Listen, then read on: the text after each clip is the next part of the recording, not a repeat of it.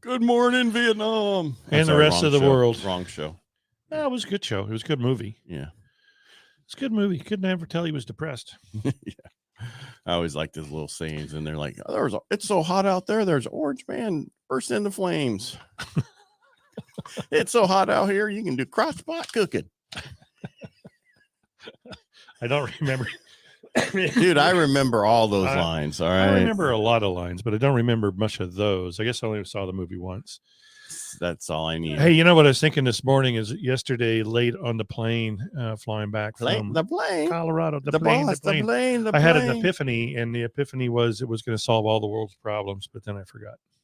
Oh, I hate when that happens. I hate when that happens too. You're probably thinking about, if we just vote right, it would solve all. No. It had something to do with herbal plants or something like that. It was just going to solve all the problems. So you just everybody smoke weed all the time. Exactly. Is that what you're saying? Exactly. I don't think that's going to work, but who am I to know? Hey, you know what I want to do? No. I want to share a screen real quick. All right. So you're going to talk real estate first? Okay. Yeah, let's do that. Let's just get it out of the way. All right. And I'm thinking I'm going to do this. There you go. Golly, I did that on my own. Can you make it bigger too? That's what she said. I can probably try. All right. Where's that button? Okay, too long. Yeah. Everybody make your screen bigger. This is through May 20th, 2023. Can you believe? What is today? The 24th? Yeah, tomorrow's the 25th. Gosh. Yeah, I know. May's gone already. And I'm still working on February. I'm still waiting for all my closings for the year. So, week of May. So we're talking about a week. This is May 20th. Through May 20th. 420 closed sales per day, which is crazy. That's pretty much what it's been every single week. You know what I mean? That's going to be for the year? Probably 162,000. No, 153,300. Oh, well, that's 365 days. That's for all 360. That's no holidays. That's right. That's not just Monday through Friday. A day forever. So that is only so that divided by 450,000 normal sales. That's 34% existing home sales. If somebody needs to go back to my videos and where I said with what we're doing, we're going to cause existing home sales to go down to 35, and then I said, okay, 50% or whatever. But which was hopeful. Yeah. So we're there. 255 pending sales per day, and then 205 new listings per day. Guess what we're not doing? We're not outpacing sales. So you just can't replace the listings fast enough to be able to keep up with sales. So you're probably right. Maybe we will stay around 153,000 for the year. We're in May. So so this is a horseshoe, right? This is May, we're June, at the top. July, right? Yeah, we're the cusp. But so June is usually the top, right? The peak, and you have May, June, July, August, September. We start going down. So if we're the max right now is 420 a day times 365. That's only 151,300. So that's even lower than we thought last time. Yeah. So what did I say early on in the year? We were 267. Everybody else get out of the market. Get out of the business. Get out of the business. 267,000 closed transactions for the state of California in 2022, because we're in 2023 right now. Right. And in 2021 was 450,000. Sheesh is right, Chris. Yeah. Sheesh is right. Because if we only did 260 last year, right, then keep going. I'm just going to do calculations. No, keep going. Okay, so, and this is what realtors are saying. I know what the problem is, the 420. What is it? Oh, that closed sales will increase. 5.2% of the realtors believe that's an increase in realtors thinking that closed sales are going to increase. So we're at 58% of last year's volume. Is that crazy? And we were at 46% of the years previous. And we're only at 35% of what our normal is in California. 22.7% of realtors entered escrow. That's up 6%. And 18.3% listed a property that looks like par, right? Right. 0.0. How can it be a negative at 0.0? Because it went down compared to last time. It's par. It's not down or up. I don't know. Maybe I don't know math. Maybe no. They're probably like extra little things across after the 3. Oh, there's points. Well, there's probably 5, 7, 2, 4, 4, 4, and then they just rounded it up. So or down. realtors believe sales will be up, and that's probably true because just like you said, we're entering the height of the market, June and July. I'm sorry. What'd you just do? 29 point. I went like this. I know exactly. That's not allowed anymore. It's not. Yeah. No, that was. Hi, I didn't have my hand like that. Like now you just did. now I did. All Here, right. like that. 29.7% up, 2.1%. 25.5% believe prices will be up. That is a kind of a no-brainer. It's like, really? Yeah. Why isn't that at 100%? It really should be 150%. But you got to remember, this is the entire state of California. So there's some markets that they're not looking at multiple offers. Like, well, not here. I'm just asking, where do you know where? Because then people probably Humboldt because they're all so high. They just they're just like out there smoking their pot. I'm just saying, all over. I've talked to. It's this way, even in San Diego, that on a coast where where it's $1 million just for and they're dealing with scarcity too. And the 31.8% up, 1.7% think that listings will be up. I don't know why. That should be actually negative. Listings aren't going to be up. That's the problem. Although as we move into June, July, and if people are moving, they generally want to do it when the kids are out of school. So there may be an uptick in listings. So and you're right. You're right about that to a certain point. If it's in the same town. Did I scare you? Yeah. It's like, it just got huge. It just got huge all of a sudden. It was like, in my face. Here we are. If it's in the same town, they don't really do that anymore. They'll move at any time, and they'll but if they're leaving to a different area or a state, you're right. Then it's usually June, July, August is when they want to get her out. done. Yeah. Get the kids settled and get them back in their new school or their new private school or wherever they're going to be. I mean, I have a lot of people who are looking, and that's the problem is they can't find anything, right? I mean, they can find it, but then it's like, okay, at what point do I not listen to my agents and actually just write the thing that they tell me to write? And that's the issue that people need to do is listen to your professionals. We know what we're talking about. You do that at the beginning. If you want something to work, you do that at the beginning. Yeah. I mean, I got to knock on wood. I can't believe that the first offer written for a client of mine who's selling her home and then purchasing a newer home for her, first offer written, got it accepted. It really helps when you deal with agents and know that you can perform. And it helps to have a good loan officer. It helps to have a great loan officer.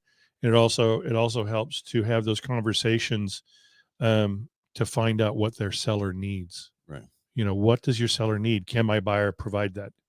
Yeah, I totally agree with that because it's not always the dollar. It's some of those other things that are important more than anything else. Yeah. And if you're writing cash offers, don't be idiots and write it way under. I'm sorry. What a waste of time in this market. Yeah, because I mean, it's all about money, right? Cash offers aren't that much better. That you guys are. Guess what the seller gets at close? The cash. Well, I mean, a lot of the cash offers, people think, okay, they're going to want this. They can walk. They can do this. I know with somebody else, they're not going to do that because they need this as a house. I'm not saying all people are that way. Right. All right. Couple things in the bond market. Yeah. We're all over the place. We've been losing every day a little bit more because of the current situation with the debt ceiling and the fake fight. Yeah. Because so right now we're looking at Fed's in a tough position. There's definitely recession is likely a sure thing right now, but they thinking there might have to still hike. But if they cut rate, I mean, they're all over the place. They have no idea. And then the other issue right now, oil prices yesterday, Saudi's energy minister told those betting against the price of oil to watch out. Even production cuts, less demand for oil will prevent prices from moving higher. For now, oil is behaving around $73 a barrel, which is pretty good since that's still above the $10 than it was in April. Right. And so there's not a lot today. Everybody's, there's this company starts with a Z. They're forecasting homes, predicting that home values will increase roughly 4% in 2023. I think we're on that cusp of, back to looking next year at, well, we went up 20%. We went up there isn't any inventory. Right. There. I mean, we're at 35% of our normal inventory. That would mean prices will be going up. Yeah. Right. I mean, look at the example you were talking about, what you got for your seller on a house. You didn't think you were going to get, and you got it. Mhm. And that's where this market is. It's what do I need to do to get this house? Right. We're And, back to that. you know, Even at the rates. sadly, what we're seeing now too is because of lack of inventory and lack of closed transactions, appraisers are tending to be a little bit on the conservative side because they don't have a lot of data to work off of. You know, we're back in that upward moving market. So you had January, February, early March was kind of weird. Mhm. You know, you had higher interest rates, you had lower volume sales. Now we're starting to move again. Prices are moving upward faster than they did in that first quarter. Well, usually the first quarter of every year, it's hard for appraisers to Right. hit that number for the new year because of the last 90 days they look at Right. in the wintertime. Yeah. And they can't really look at pending sales. And it's worse up in like places like Tuolumne County where there was God. nothing in January, February, March. I think they had 8 transactions, you know, on average for those months, and then all of a sudden April hit and they have, you know, all the transactions they normally would have had in that month, right, that past one. So they're doing well, but still not a lot of inventory. So now is the time to sell. The sellers, reach out to Mike so one of our buyers can get into your home. There you go. I mean, the problem is going to be with 35% less inventory than our normal. That means we need 65% less real estate agents and loan officers. That's the truth. I'm not lying. That's the problem. No, that's the truth. And that's not counting the fact that all the refinances are gone, right? It reminds me of when I got into real estate in 1990, and I know that sounds like a long ass time ago because it was. But there were tons of realtors getting in the market because 1988, 1989, the market was on fire. Mm-hmm. You know, and so, hey, you know, I'm going to get into real estate and I'm going to make $1 million in 7 years. I mean, I'm going to close $1 million this year. Yeah, a whole million. And I remember back in the day, my first transaction was a $65,000 home, and it was a Hope You Sell offering 2%. And I'm like, woo! Yeah, I made $1.50. Well, there was a huge article about real estate agents in other places than here. Yeah, and their average closings are 56 to, you know, the same thing, 78,000, and they're making $2,000, and they don't know, you know, and they're going to have one closing every other month. I don't know how they're going to survive. It's not a living wage. No, you need to, and that's where I hate to say it, but that's where we are right now with this. If you're closing anything over 4 transactions a month as a loan officer, you're doing amazing right now. Yeah, you are. And because the average loan officer is doing nothing. It's sad. It really is, because it was none of their fault.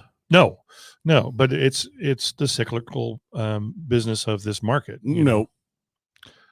Well, yeah. It was 2 years ago when they shut down the pipeline. Oh, no. I understand that. But there's always some stupid thing out there. Yeah, but we normally don't go up 4% in an interest rate in 6 months. True. Never in history have we done that, except for maybe when we had the other Democrat in the 70s, 80s, who actually caused it to 21%. Yeah, not since Carter have we had a more inept cabinet. Right. And you know, I know this is political, but you can see how they caused what was going on, and it has to do with spending. It's cause and effect. Yeah. And it's and I looked at I think it was last night what the Republicans want, and I'm not trying to get political, but what they want to, you know, get the debts thing.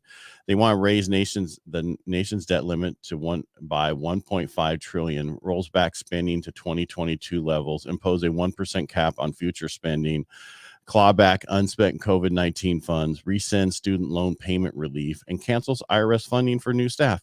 Is that really that bad? No. And why don't you just sign it and be done with it? You mean cut spending?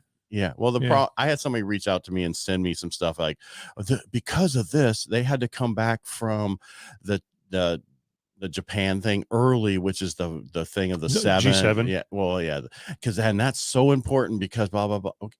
Well, they wouldn't have had to if they just agreed to do something that 2022 levels and a few things back. We're not asking. Yeah. I have nothing to do with it. They're not. I'm just saying, what's wrong with that? I can't see what's wrong with that. If there's someone can tell me why that's wrong, please let me know. Well, and then you listen to the ding dong press secretary what she was saying the other day, and it's probably a week old when I actually saw it. Everything she said the Republicans wanted to do was an absolute bald-faced lie. Right. Complete opposite. Complete opposite. They don't do any of that stuff. But they want to cut veteran spending. You say one thing long enough, and people start to believe it. And I'm going to go back to my old time thinking. When news stations start saying, they would give a report and then they would give their opinion by saying, some people would say, right, that was the beginning of the end. And someone showed a video of that, how many stations say that. And it's oh my amazing. God, it's every single one. They're all puppets. Well, wagging the dog. All right. It wasn't that a movie? Yeah. Okay. It was a good movie. And don't get me wrong, I don't believe everything I hear out there, but this is just, why is this such a bad thing to cut our spending? It's not. And especially right now. I mean, it's the hardest thing in the world to do. Most people have to be on a budget now because of what has happened, because of their income, or some people don't even have their part of their budget because of where we're at. Think about how many real estate agents and loan officers don't have their side of their money they're used to because of what has happened. And that has nothing to do with them. It has everything to do with our government, what they did to this point to cause where we're at. Yeah. Spot on, guys. Thank you, Carla. She's right, because we're right. We just need to stop spending. Let's get these rates back down to normal. I'm not saying, someone's going to say, well, Trump's, I have no idea. I have no idea. Answer is. Yeah. But it's got to be, here's the thing. We need more than 58% of the people coming out to vote. We need 100% of the people coming out to vote. Yeah. And we need eventually to get dead people to vote Republican too. Yes. That's the hardest thing though. Grandpa was so pissed when he voted Democrat this last time. All right. That was just a joke. I know. He'd been dead since 82.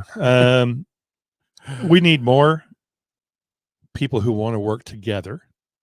We're get there. This thing done. We're there. We're almost there. No, there are so many people in the middle. I know. Just that 5% on each side voting. that's so loud, and they run away from them instead of saying, no, you're wrong. This is why. I know. Let's move on. A good kick in the chest. Yeah.